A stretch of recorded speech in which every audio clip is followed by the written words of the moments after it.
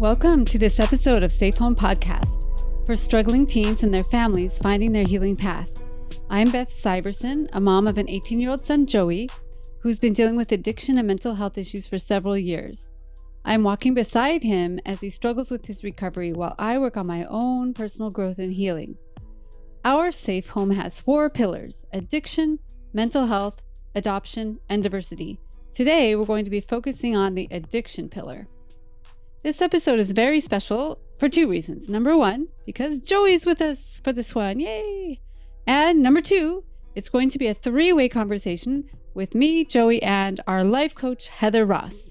If you've listened to any of our episodes, you've probably heard me mention her, or you might have heard her on one of her 2 episodes we've already published, number 10 and number 34. First, a bit of background about Heather in case you haven't heard those other episodes. She's a mother who is willing to do whatever it took to support and have a healthy relationship with her daughter who struggled with addiction. Supporting her daughter taught her to focus on their similarities instead of their differences, be present as a mother, and love her daughter unconditionally for the 21 short years she had on this earth. After her daughter lost her life to fentanyl poisoning last year, Heather became even more dedicated to helping families heal. Her clients call her an expert at teaching them how to create peace of mind, space for change, and loving connection in their families. In addition to being a parent support coach, Heather has over 20 years of experience in the recovery community and hosts the Living with Your Child's Addiction podcast, which I highly recommend you go listen to after you hear this episode. And just a bit of a background about Joey in case you haven't listened to every single episode.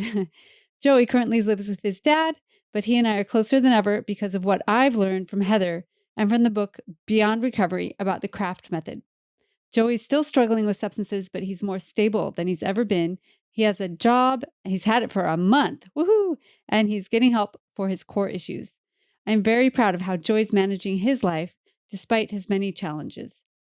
In today's Safe Home episode, we'll be talking about how the CRAFT method has helped our family, and you'll hear from both sides, the parent side from me and Heather, and the teen side from Joey. CRAFT is an acronym that stands for Community Reinforcement and Family Training. This is the approach that is scientifically proven to get more people into recovery than the old-fashioned approaches like tough love and interventions. The basis of CRAFT is the positive rewards that the loved one heaps on the addicted person when they are doing favorable behaviors. A key concept in CRAFT is that the relationship is more important than their sobriety. This method shifted our family so much that I credit it to keeping our son alive for these past few years. I'm very excited to share our personal experience with the CRAFT approach with you. If you have a loved one who's addicted to any substance or behavior, this will be a really important episode for you to hear. Please pass this episode along to anyone you know who might be in that situation. Thank you for being on the pod, Joy, to share your story. Of course. Yeah. Thank you. Yeah, thank you. Thank you for having me. Yeah, I think your perspective is important for other parents to hear and other kids too.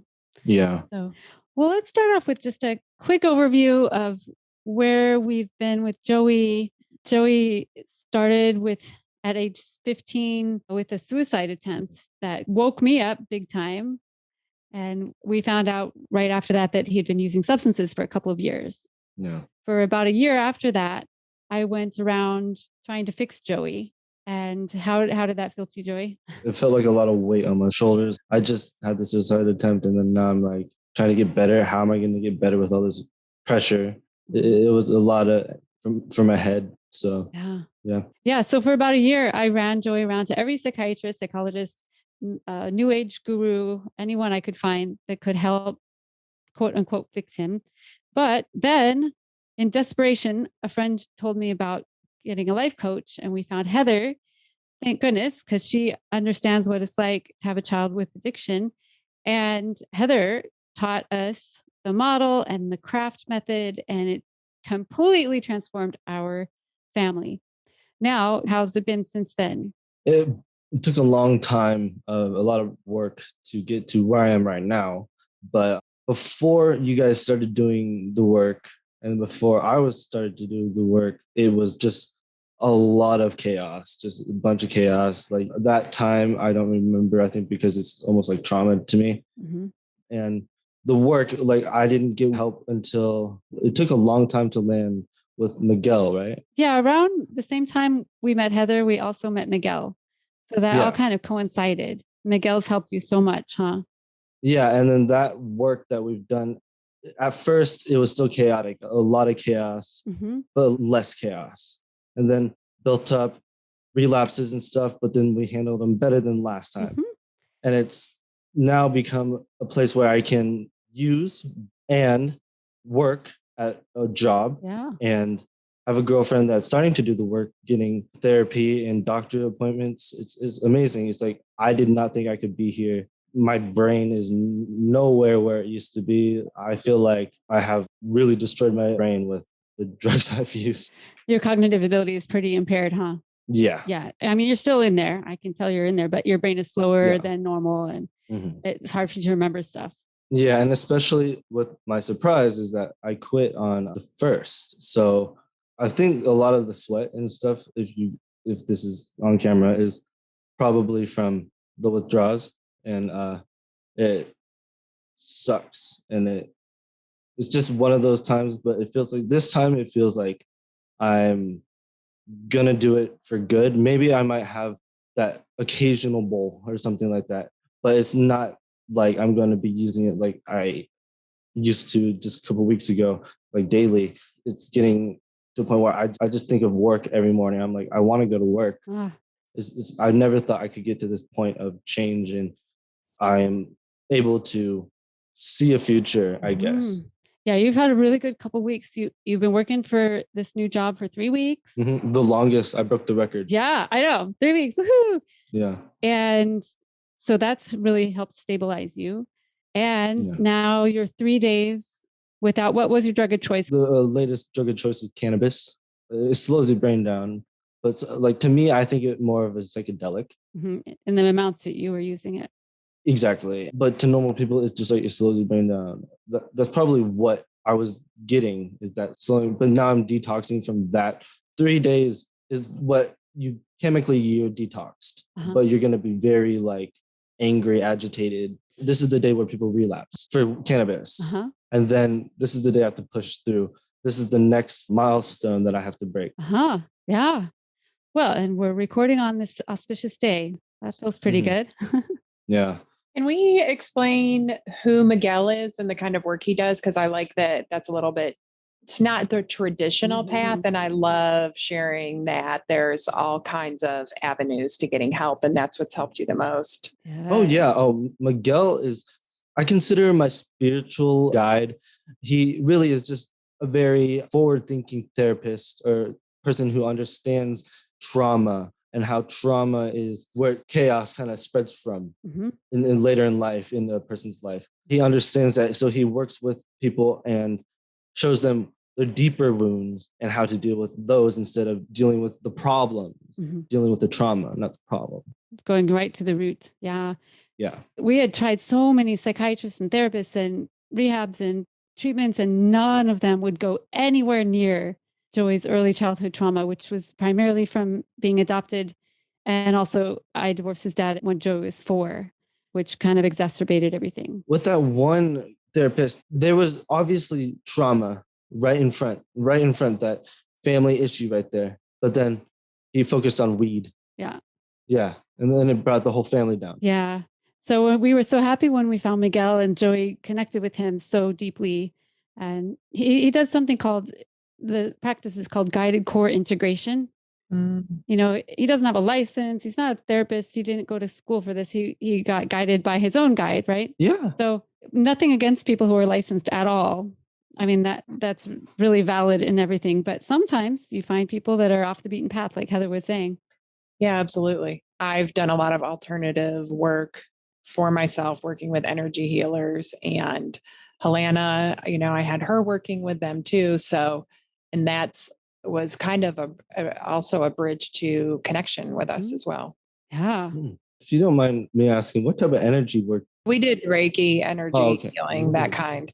And we worked with a couple of different energy healers because each one is very different. We would go to sound baths together, which is a really deep meditation. I was thinking about sound baths. I've always been interested. What is that, and where do you go in your mind? Well, I think that every person has a very different experience, but it helps you get into a really deep meditative state. I've had a lot of experiences with it that were pretty intense that I would say are similar almost to what I've heard other people experienced with psychedelics. Mm-hmm. So you can go to a very deep meditative state and really experience things that you wouldn't be able to experience trying to meditate on your own. Yeah.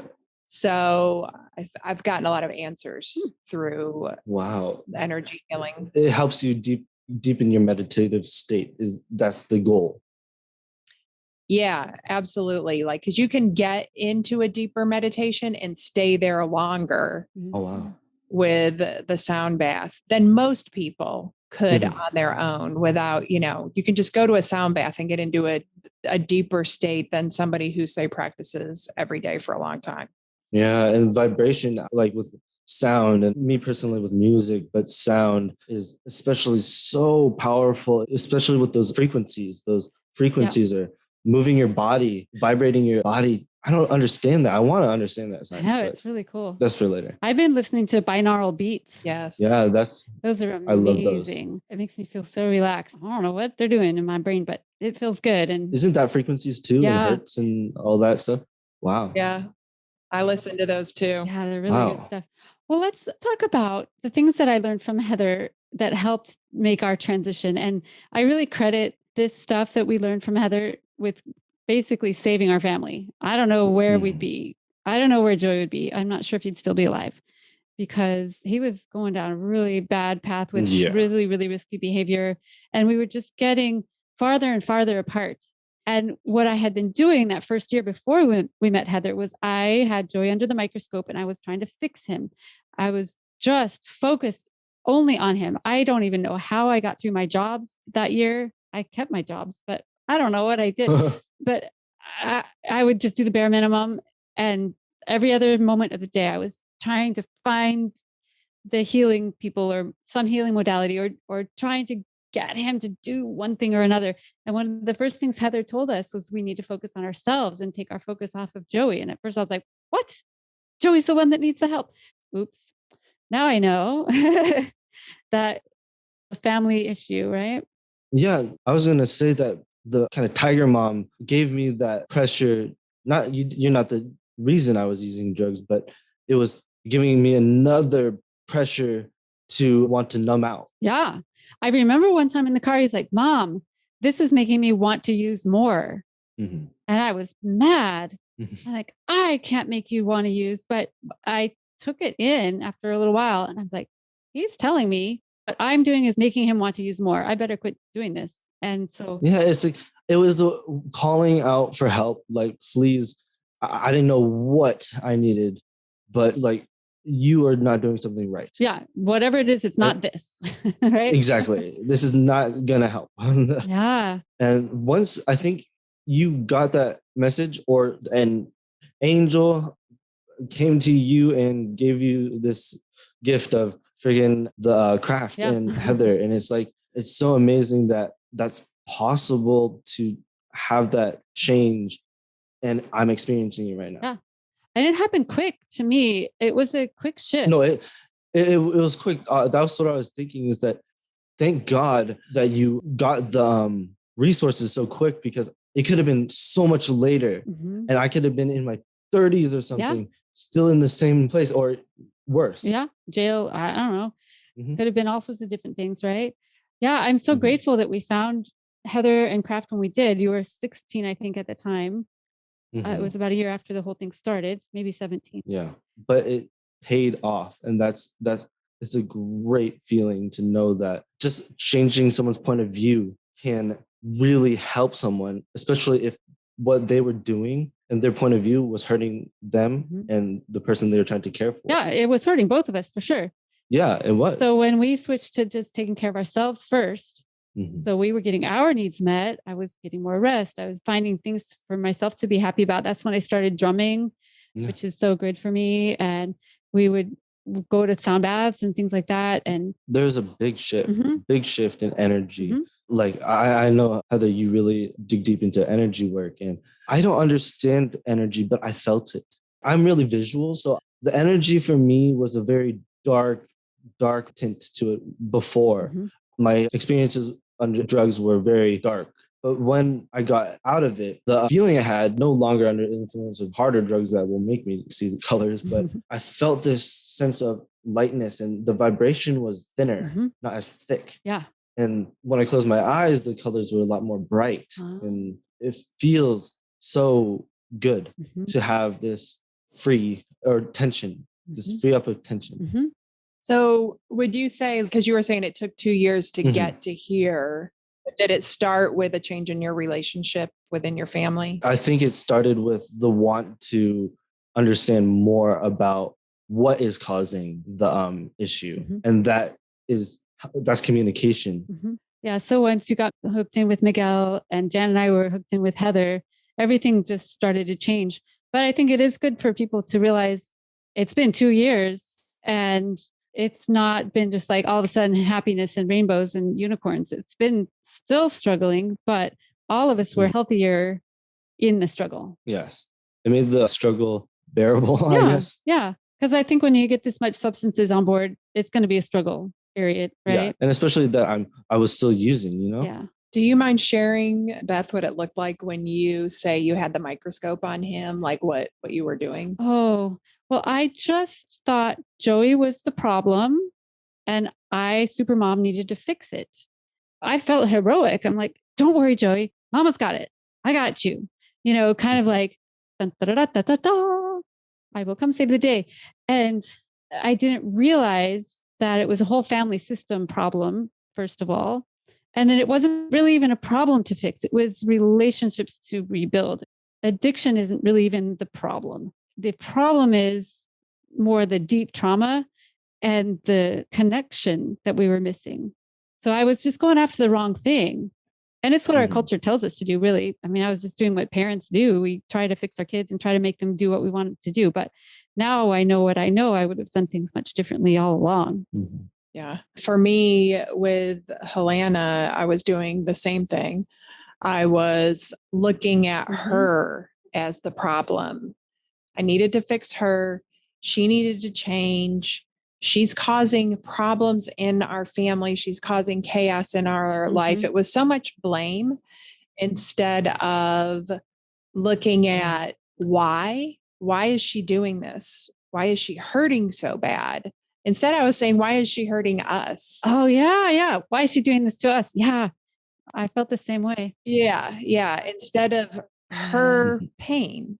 And I think that a lot of times we miss that how much pain the person who's struggling with addiction is in, and that whatever substance they're using is actually helping them medicate that pain. Yeah. And it's actually a solution. It makes sense if you look at it from that perspective. But I had Helanna under the microscope. Like she was like my project. You're the problem. I'm going to fix you. And then we can all be happy again, instead of, oh my gosh, our whole family system is a problem. Everybody needs to work on themselves. We're all contributing to this, and we're blaming it on you. And that's got to stop today. That was like months of me coming to that realization. Though. Yeah. Well, it must really suck for the person that's been diagnosed as the problem, because not only do they have whatever issue brought them to the substances in the first place, that core issue, but now they have everybody blaming them for everything. And that must just feel terrible. In my point of view, it's like, yes, I know I am doing something wrong, but you telling me to stop doing what I am doing wrong is not helping me stop doing it wrong. Yeah, sure. I'm sure it would make you feel defensive. And it's like, you don't know me. You really do not know what my life is. Like, I don't even know what my life is. That's what I'm struggling with. Yeah. And at that time, you were hiding a lot of things because you knew that we wouldn't be able to tolerate it, probably. But a lot of what you were doing was undercover, right? Yeah, everything was undercover. It was It was so stressful. I bet. Because I had to vape in the like bathroom at home. I had to like flush it so you didn't hear the whistle of the vape. Oh, you had to flush while you were vaping? Yes. Oh. So it was these little things that people do to hide things. Yeah.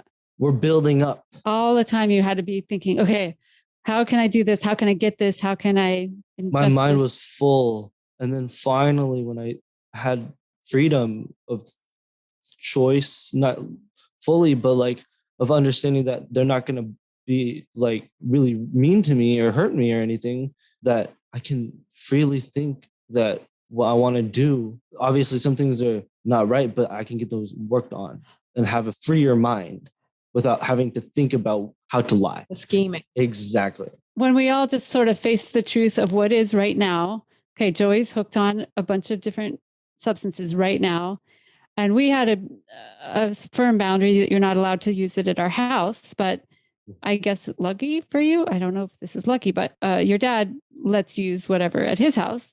Mm-hmm. So you were able to be at your dad's house using substances like you were, but the hiding went away. Yeah. When Jan and I figured out what we were doing a little bit better. Yeah. And I can tell you that I'm smoking still. I will stop smoking for our outings. Like I will communicate when I have a relapse, things like that. So it's not hidden. It's like, it feels like we're actually like a healthy family. It's not like I'm struggling. They know I'm working at it. Yeah. They're not trying to fix it themselves. Yep. Oh, and I remember Heather told me, if possible, don't even talk about drugs, which was really hard because that's all I would talk about. What are you using? Where are you getting it? How much? Why aren't you going to rehab? All the time. And so like, what am I going to talk about if you take away drugs? So I don't know what we talked about for a while there, probably a lot about our animals or something, but I just tried to steer clear. I'm like, Joey's probably using drugs. Whatever I say probably won't make any difference in that, but I want to have a relationship with him. So let's find other things to talk about. Yeah, I want to have a relationship with him. That's such an important realization. And it's like, do you want to have a relationship with him or do you want to be right? And sometimes we have to give up what we thought parenting should be, redefine that whole relationship. Because everything that I believed about parenting and what it should look like, what my relationship with my daughter should look like, or a lot of it that I was bringing to the table as far as dealing with any kind of problem in our relationship was really pushing us apart. Yeah. And it was not changing any of her behaviors. Right. And a lot of it felt wrong. Like, oh my gosh, I shouldn't be talking to her this openly about this. Am I condoning it because I'm talking to her about it? It felt awkward the first time we talked about drugs openly. It was like healthy. It's healthy, but at first it's strange. It's so strange and it feels weird because it's like I was hiding this so much, and it's like open that I'm doing substances, but now you want me to get better and you'll help me get better. Yeah. It's not, I'm going to make you better. It's so much better. We probably started with things like, what are you getting out of whichever substance? Yeah. I think that's what it was. When I read Beyond Addiction, that's one of the first things is they're getting something out of it. What are they getting out of it? What did I say? Do you remember? It numbs you out, basically. Yeah. I think I said it numbs me out. Yeah. It takes away your pain.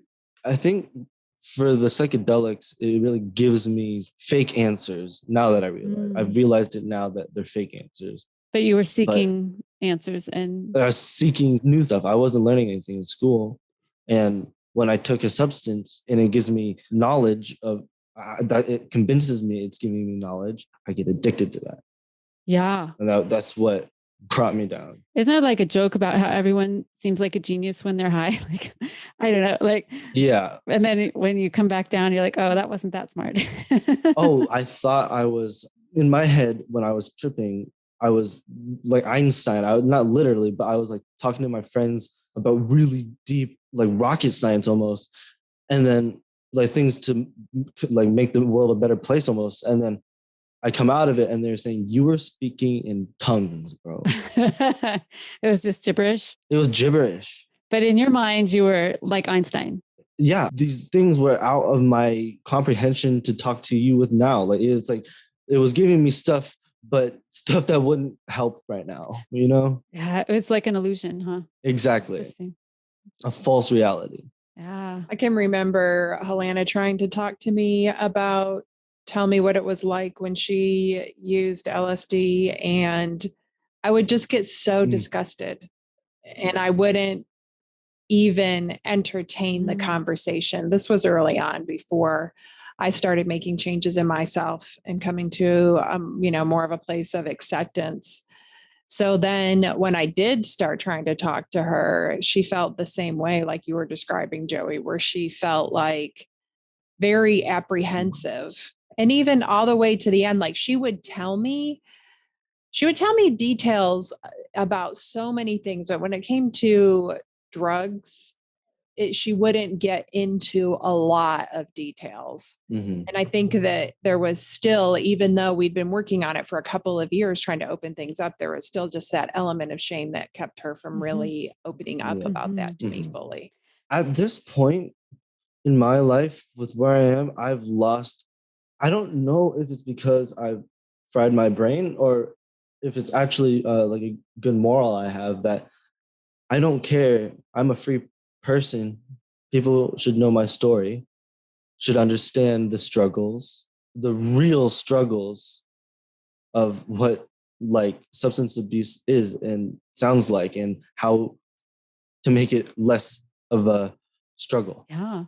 I think your voice is really important to hear. I think not many people that are in the middle of substances can talk about it very coherently.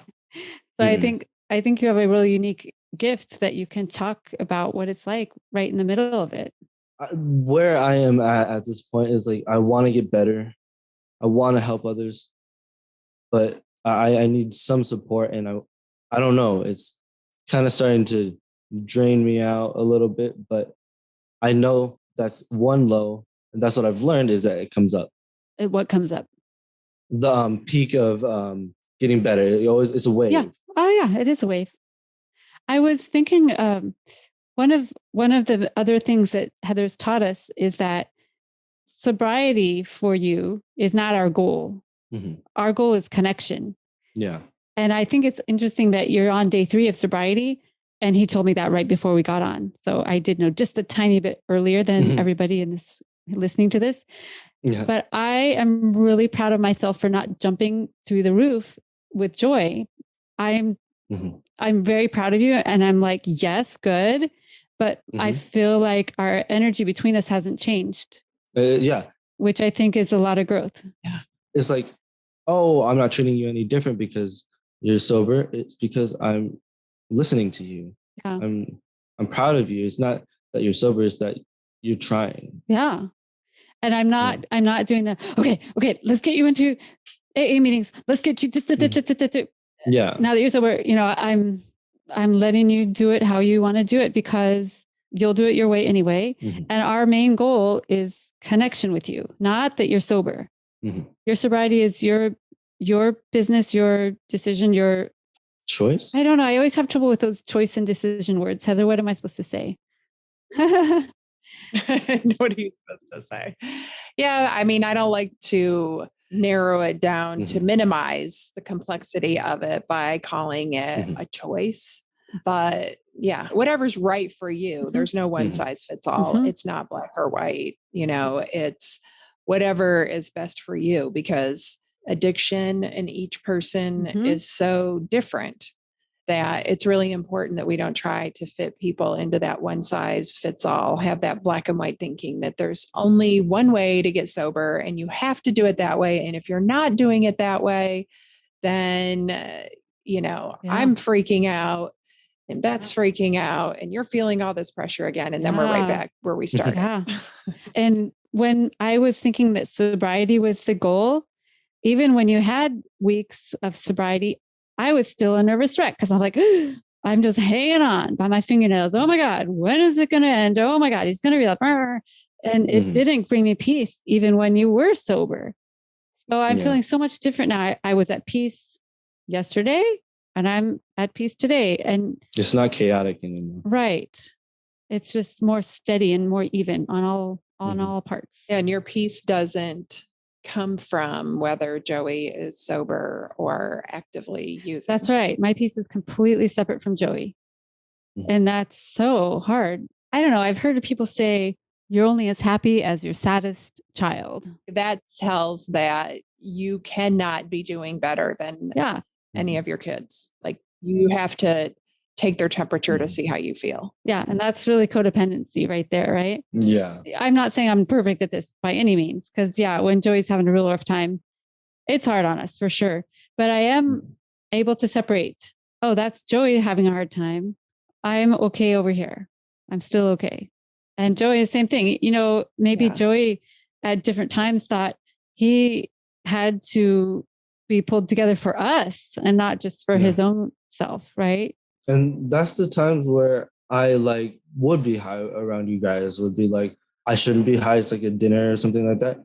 I need to compose myself, but then I get high and it's like, okay. Because you were trying so hard to please us, right? Is that what you're saying? Yes, exactly. So I'm trying so hard to be sober that one dinner, but then it pushes me to do it because then now it's on the dinner. And it's like, I have to smoke because of the stress of trying to be good for you guys. Yeah. So we took away that pressure, or most of it anyway. You probably, you probably would guess that we probably wish you weren't using substances. No, 100%. But it's not like we're like, well, I don't care whatever you do. But the pressure to do it for us is gone. Yeah. You wish, that's your wish. You have your own beliefs and your own wants. And that's what you've understood, is that it's no longer I can make it my way. Yeah. When I started prioritizing connection over anything with Helanna, I really had just come to this place of acceptance that maybe she would never get sober. Like maybe this was all that was ever going to be available to me. And I wanted to have a relationship with her no matter what. And then out of that grew the unconditional love, deeper levels of acceptance of who she was right then, not who I wanted her to be in the future, who I wish she was from the past, but really just accepting who she was right then and not needing her to be anything else for me to fully love her. And in order for me to have my own peace of mind. And I mean, of course, when things get really, really bad, we go through phases where we have to do a lot more mind management for ourselves and work on ourselves harder. But at the same time, that knowledge, even that it's my responsibility to work on how I feel every day versus before when it wasn't really intentional. I wasn't thinking like you need to be doing better so that I can be happy again. But that's how I was acting. That's what was underneath everything that I was doing. So once I just even knew that, okay, I am 100% responsible for my happiness in my life, and putting that on somebody who's already struggling is so unfair. That's asking a lot, huh? Yeah. Well, you are such a good example of that. And you taught me that so well. And I totally got it. Like, oh, that's the formula. Thank you. Got it. And some parents just don't get it. It's a difficult thing because it just turns everything on its head. I think that's why maybe some parents, I don't know. I can't imagine being confronted with this information and rejecting it. But if they did, it was probably because it's so unusual. Or it's so personal. Oh, yeah, that's true. You have to work on yourself. Oh, Joey, you're so smart. Ding, ding, ding, ding, Joey. Because I mean, even parents will say to me, like, I don't want to think about this right now because things are kind of okay. Right. And so as soon as a little bit of the pressure comes off, and I get that, like it's human nature. We want to avoid feeling crappy all the time, but they don't want to work on it because it's going to bring up that pain and they don't want to feel it. And I mean, I have to say, Beth, like the reason you got such great results is because you were like doing multiple models every day. Yeah. You would send them to me and then you would keep working on them. I mean, you dug in and you did the work. You worked hard on yourself. This wasn't, I don't want to like, it wasn't like you just met me and started talking to me and it was magic. It was work. Yeah, that's actually, you did the work that you read the material, you did models in between, you really looked at yourself and went into things that were uncomfortable so that you could show up how you wanted to and feel good about yourself. And it is uncomfortable to face the fact that, oh, shoot, it's not just my son that's a mess. It's me too. And you know what? I've learned so much because Joey has a lot of attachment issues from his adoption and then my divorce, but so do I. It's not the same, but I've realized that I have a lot of attachment issues too. And I'm starting to go down that road of looking at my early childhood trauma. And it's been really a gift. If I look at it like that, I can't believe I'm saying this after all that we've been through, but it's been a gift for me because if this hadn't all happened, I would have just still been living on the surface of my life. And I'm feeling so much healing personally from a lot of different things. So Joey, you took us down this path and I'm really grateful that you did. Yeah. Thank you. No, like thank you for being supportive throughout the chaos. Yeah. Sometimes my support, it was well-meaning, but sometimes my support didn't really support you very well. Yeah, we're still here. Yeah. I'm so glad we were able to talk about it. And sometimes even laugh about things and just everything's out in the open. You know, the very first day you were in the psych hospital, or maybe the next day, we were all just like, okay, we don't have any F's left to give. Let's just quit the faking it and let's just dig in and let's just be honest with each other. I think that's a really good, I wish we would have done that a couple of years before. Yeah. But it doesn't happen until something happens to us. Yep. It was easy before to just be sliding through, you know, like, okay, things are pretty good. Yeah. It was building. Though. Yeah. You think you're kind of skating through, you know? Mm-hmm. I would have said that I had a good life, that I was successful. And, you know, I look back on that and I'm like, my life was a mess. You know, there is this something missing inside of me, this like, I felt unsatisfied. I wasn't able to love fully and openly and vulnerably and deeply the way I am now. And I knew that was missing in me, but I just had kind of accepted it, even though I didn't really like it. Wasn't willing to really dig into fixing it. I just kind of glaze over it. I was totally asleep at the wheel of my life. Like, numbed out, as numb as I could possibly be, and still, you know, managed to really mimic the emotions that I knew that other people felt. But I couldn't see that until I felt this intense pain and loss and grief of not having the relationship with Helanna. Like, I think that she described it as like, we were just so beat down, both of us, by the time like that I was willing to do anything. I just didn't care, like anything, just help me, please. And that's when I just started trying things I would have never tried before, never been willing to do before. I would have never been willing to do the work. Like we talked about how hard you worked at it. I worked really hard at it, but I would have never worked that hard at it before because I wouldn't have given it the credit. Right. I wouldn't have thought that I needed it because I thought I was fine. Yeah. Because when you're able to keep, you know, your job going, your kids doing school, okay, you know, you just think, okay, doing the dream, you know, living the American dream. But so at the surface and so numbed out. I think Heather and you and I both were workaholics and are. And I can totally understand Joey's need to numb out because I do the same thing, except mine is not going to kill me with the computer. Maybe slowly, right? Slowly kills me. It kills my spirit, right? Stress and everything else. But it does the same effect. It numbs me out. Doesn't make me have to think about the pain. I totally get that. I was going to ask Joey, is there something that I'm making myself pretty vulnerable here because I don't know what you're going to say. Is there something that you wish that we could work on to continue to make our relationship better? Is there something that you wish Jan and I would do differently right now? Or is there a way we can support you now that you're off the cannabis? No, I don't really think anything. If anything comes up, obviously I'll tell you. I'll be open, but no, not at the moment. Okay.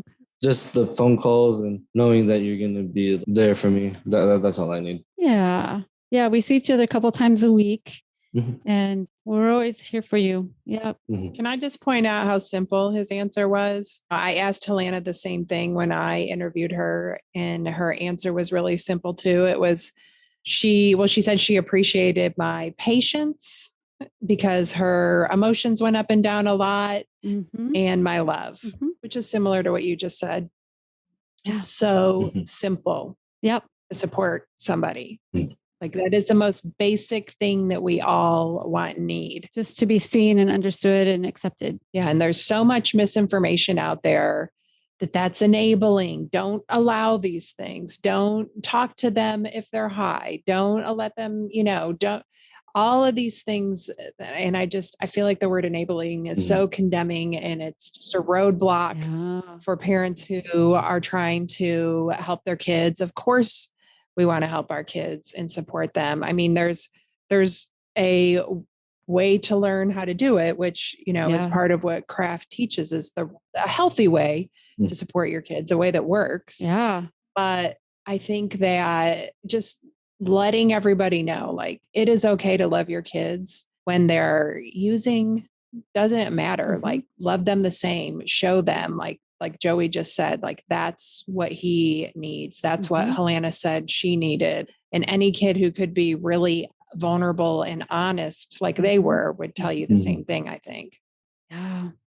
Joey, do you have anything to say about that enabling piece? Like when we started talking to you really frankly about substances or made things more open, did that make you feel like using more drugs or? No, actually, it's always been me wanting to use drugs. It's never been you guys wanting to use drugs, but it made me feel like it's not a bad thing and I have to use more drugs to numb that shame feeling. Yeah. So when there's a lot of shame and blame or get you into this rehab, that rehab, blah, blah, blah, that made you feel shame and blame, which made you want to use more. But when we took that away, it didn't make you quit immediately, but it didn't make it worse and make you want to add drugs.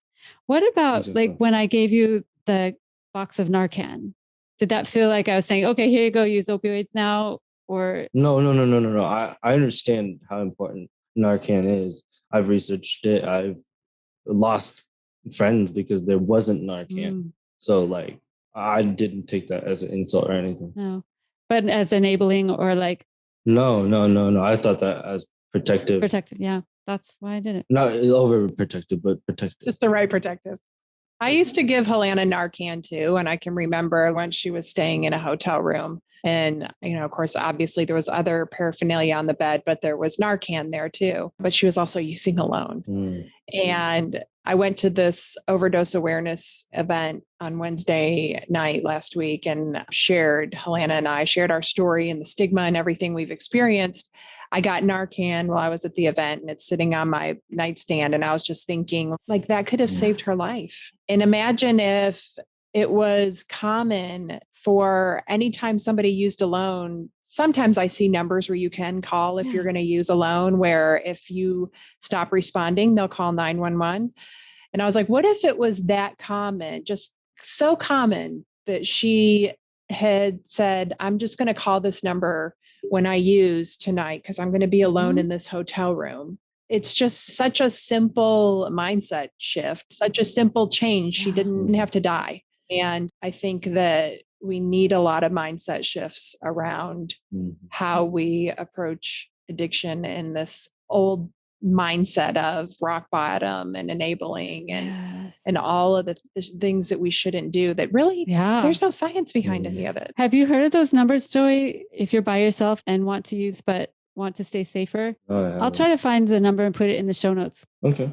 Do you think that would be something you would do? Because a lot of your problems with psychedelics, particularly, you use by yourself. But if there was someone on the other end of a phone, it depends on where I'm at in my drug phase. And you'd have to really trust them and stuff. But exactly, like if it's just like DXM or something like that, I would definitely want them because I can OD. But if it was like on a psychedelic, I wouldn't because it would make me spiral into a bad trip, not knowing them. So it depends what you were using. Yeah. Exactly. But you can get a yeah. trip sitter for if you're using LSD or something. Yeah. Don't you usually try to get a trip sitter nowadays? Yeah, usually. Yeah. So you're not alone. Being alone is, yeah. If Helanna would have let somebody know she was there, or Yeah, something just prepared somehow. Yeah. That should be common. Exactly. But because of stigma and fear, and, I know she was feeling so much shame because she had relapsed and gotten, of course, then she immediately got kicked out of sober living. And there's nothing in our system set up for a person in such a vulnerable position. That is when somebody is the most vulnerable.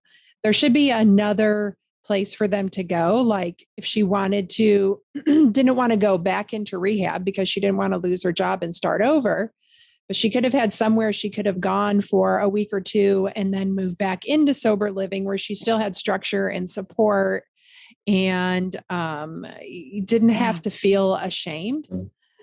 I think that's a big part of why people don't reach out or talk to anybody, even though, she knows I love her unconditionally, all of those things, she knows still hard. And so I think that the more we normalize having somebody to talk to, having a number to call, more, everybody has Narcan. Like I was thinking the other day, like remember when everybody got those AED devices in every business? Oh yeah. I was like, a Narcan should be in every business the same way, right? Like, absolutely. Why isn't it? Because with all of the overdose deaths every year, it would just make sense to me. But we've got to change the way people think before those things start happening. Yeah. Well, both of us, our podcasts are all about reducing shame and stigma. That's a huge piece of what we're trying to do. Yeah, because that shame is just, it keeps people isolated and just adds so much to the already their pain, Absolutely. Is there anything else you'd like to say, Joey, before we close up? I guess time. It just takes time. Change takes time, and you got to keep pushing to get to the place where you want to be, but you're never going to be at the place you want to be. So you got to keep pushing to be better. Just keep improving your life, right? And it's a long haul. It's a marathon. It's not like a quick fix kind of thing. It's not a sprint. It's a marathon. Yeah. Yeah. Well, you're doing a great job, Joey. You're on the journey and you are learning so much every day. And I'm really proud of you for sharing your story and for going along with the family journey with all of our changes and all of our ups and downs. We've hung together. Yeah. And I'm proud of you for sticking around for all my BS and stuff. I'm here for you. Thank you for being brave and sharing today. I know that's not always easy. And Beth, for you sharing the changes that you made too, because the example that you guys set of a family working together, I think it's really beautiful. Mm-hmm. Yeah. We're definitely not perfect at it, but we're trying. We try our best. I think we all know that we're all trying. Yeah. We're all on the same page at least. And we're all trying to just accept each other where we're at. Mm-hmm. So it feels good. Yeah. I hope you enjoyed that conversation between Joey, Heather, and I. Please share the episode with anyone you know who might be struggling with addiction themselves or have somebody in their life that is struggling. We really hope that this craft method becomes much more popular because we really think it works. Please go check out Heather's podcast as well if you don't already have it on your list. It's called the Living with Your Child's Addiction podcast with Heather Ross. So check that out. I'll put the link in the notes. And find Safe Home Podcast on all the social media outlets and also on YouTube. We have a Patreon account where you can donate a small amount every month, which helps us maintain our commercial-free episodes, plus provides you access to 2 book clubs and also a support group for adoptive parents. So check that out at patreon.com/safehome. Thanks again for being here on Safe Home with all of us, and we all want you to stay safe.